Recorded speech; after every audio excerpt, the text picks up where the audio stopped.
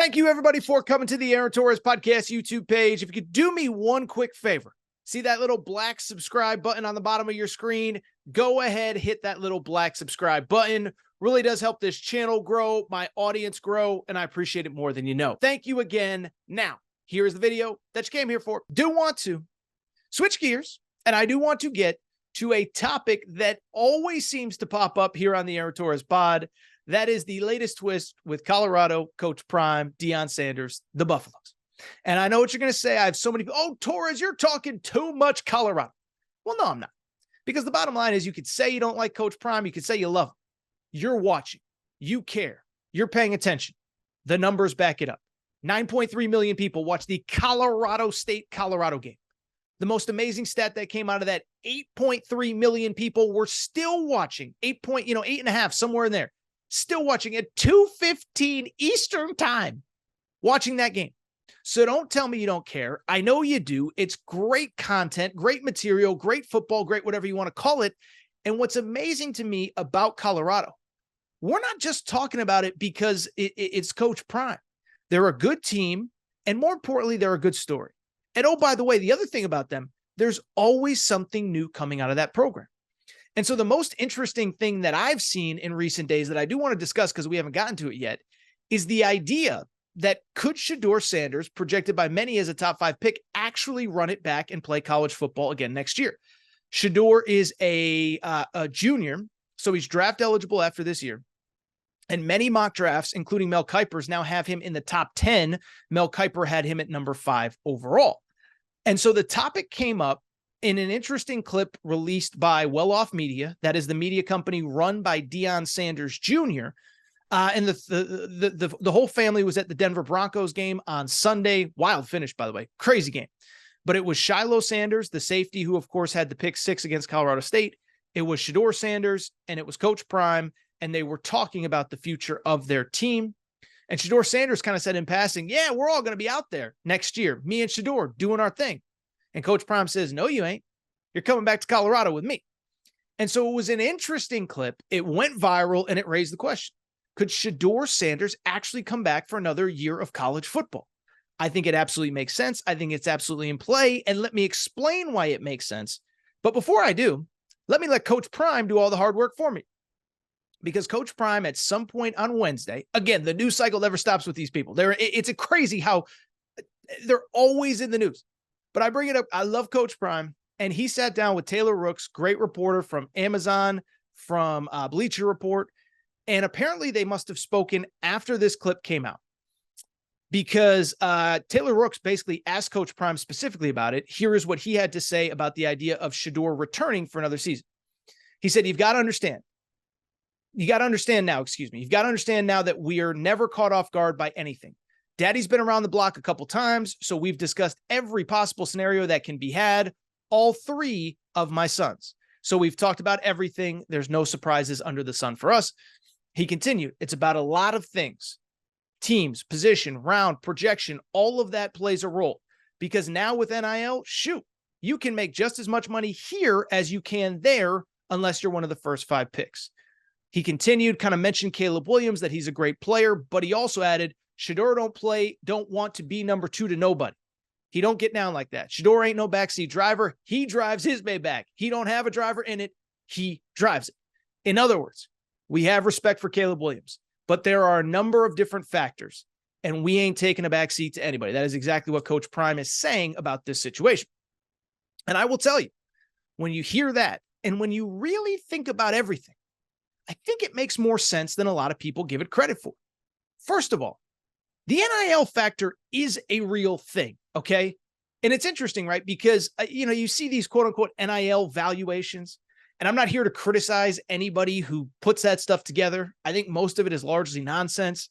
We know how collectives work. We know that a lot of kids are making a lot more money than we probably think. But Shedeur Sanders is one of those few players that can genuinely make money off his NIL, his name, image, likeness. This isn't just some star quarterback. This is a star quarterback playing for the most watched team in college football with a famous father, okay? And so you look at Shedeur Sanders. You look at his reach already, by the way. I looked this up. I found that very interesting. You know that Shedeur Sanders right now has 1.5 million followers on Instagram. Sounds like a lot, sounds like a decent number, right? Here's why I bring it up. It is because if you compare that with, say, Caleb Williams, who we all know darn well is making a ton of money in NIL. Caleb Williams has 200,000 followers on Instagram. So think about all the commercials that Caleb Williams got this past offseason after winning the Heisman. Heisman House, obviously. He's in the Wendy's commercials. I can't even remember. Beats by Dre, obviously it goes without saying. Now imagine Shedeur a year from now if he came back to Colorado. Biggest name, coach is a star, team is fascinating, everybody's watching. I can't even imagine what his NIL valuation is like. What I can't imagine is he's going to be making a lot of money. And I think a lot of that NIL is, again, tied to the fact that he's going to be playing for his dad. I was thinking about this respectfully. I think he would have, and this sounds crazy because the NFL is a beast. The NFL is one of one. It is the biggest, frankly, the biggest sports business that we have, at least in the United States. Okay. But think about the exposure that Shedeur gets playing for Coach Prime at Colorado versus, say, if he goes to Tampa Bay, which is potentially really bad. Now they're 2-0. I get that. But if he goes to Tampa Bay or if he goes to Seattle, if it doesn't work out with Geno Smith, you think he's going to get more exposure in some city if his team isn't good? Or you think he's going to get more exposure playing for Colorado and his Pops, where they're getting 9 million viewers for a game against Colorado State? I think the bigger platform is actually in college. I also think it's exactly what Coach Prime said. Listen, I think it's way too early to speculate who's leaving, who's going, who's coming, who's this, who's that, when, where, whatever. Now, Caleb Williams, he's going to go. But at the same time, you look at somebody like Shedeur, and I think there's a number of factors, is what Coach Prime said. Who's picking? What's the team? What's the spot that we could potentially land? Because those factors matter too. And in a quarterback-heavy draft, I do think there is something to that. Listen, respectfully, I think even if Shedeur balls out, it's worth noting, I think Caleb Williams is going number 1. So do you want to go 2? What if the second team isn't going to need a quarterback? Do you fall to 5? Do you fall to 7? Well, here's the truth. This 2024 quarterback class is loaded if everybody goes that we expect. Michael Penix has to go. Bo Nix has to go. Drake May, Caleb Williams almost certainly will go. Quinn Ewers will probably go. And it's not to say that Shedeur is better or worse than any of them. It's to say that look at 2025. That class could be completely empty and you could be playing for the number 1 pick in the draft. That matters. That's more money. That's another year of exposure in college. That's another year of playing for your father. I think all that matters too. Speaking of which, I think part of this is the guys that he would have the chance to play with next year. First of all, remember, Travis Hunter, very close, very good friends, number 1 receiver. We all hope he gets better, obviously, after that brutal illegal hit on Saturday. But Travis Hunter is only a true sophomore. Travis Hunter came to Jackson State, played with Shedeur. The two of them, along with Shiloh and a bunch of kids, ended up transferring to Colorado.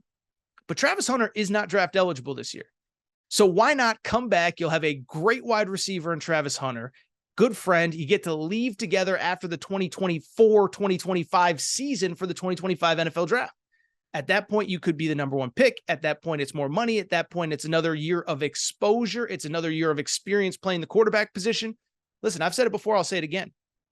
I think way too many guys go into the NFL without the experience, and those are the guys that generally struggle. Trey Lance, Zach Wilson had 1 good year. Sam Darnold left after a bad year. It's not a rush to get there. It's a rush to stay there. So you can stay with your friends. And here's the other thing that I think is important. He's going to have even more talent around him next year. Like, we don't know that for sure, but think about the work that Coach Prime did in the portal this offseason with no proof of concept, had never coached a game in the Power 5. Now, a lot of us, including myself, thought he was going to be very good, but there were plenty of others that had questions. There were plenty of others that probably would have loved to consider Colorado, but needed to see the proof of concept. Well, now fast forward, you're 3-0. Now fast forward, and the rumors are that literally recruits are knocking down their doors. Recruits are literally reaching out to them saying, we want to get out and see what this is all about. They saw Lil Wayne. They saw The Rock. They saw Kawhi Leonard. They saw Kyle Lowry. They're like, I want to be a part of that. So think about the talent that could be there by this time next year. The talent that you can get out of the portal. how much more improved, forget the wide receivers, they're good. The offensive line, the defense, some of those younger guys get better, or Cormani McLean. This team has a chance to be really good next year once Coach Prime finishes up in the portal with his guys. And so I could go on, but the bottom line remains, I think this thing is a lot more likely than a lot of people are giving it credit for. It would not shock me if Shedeur Sanders did one more year of college football.